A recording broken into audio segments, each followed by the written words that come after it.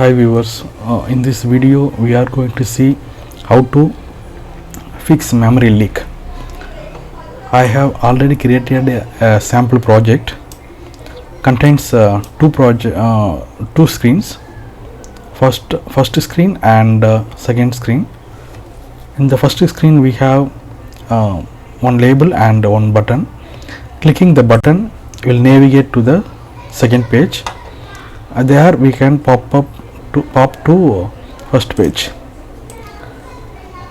So in the code, in the first view controller, we have a action that will move to the second page, and in second page we have closure that is defined in view.load, and a closure will call a function. Here closure will capture the strong reference to the view controller. We will see how to find the memory leak. I am going to run the project.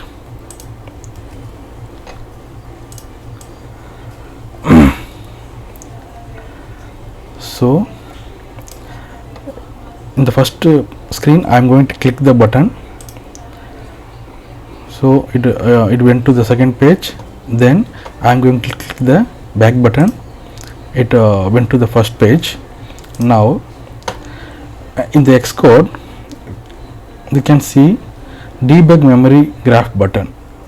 So I am going to click that.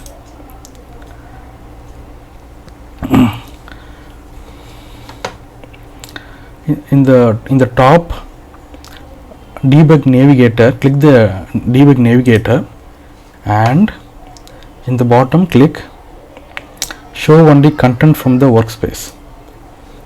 Now we can see second view controller is still in the memory. It is not released. So to fix this,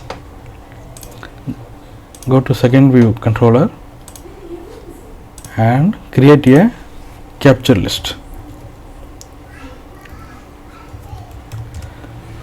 Weak self, and so we have created a capture list. Now run the project.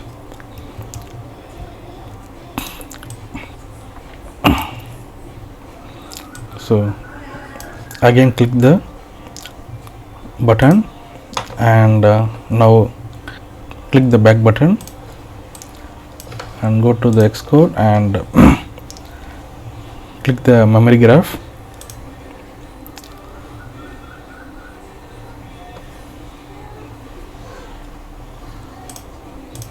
Now we can see there is no second view controllers is released from the memory.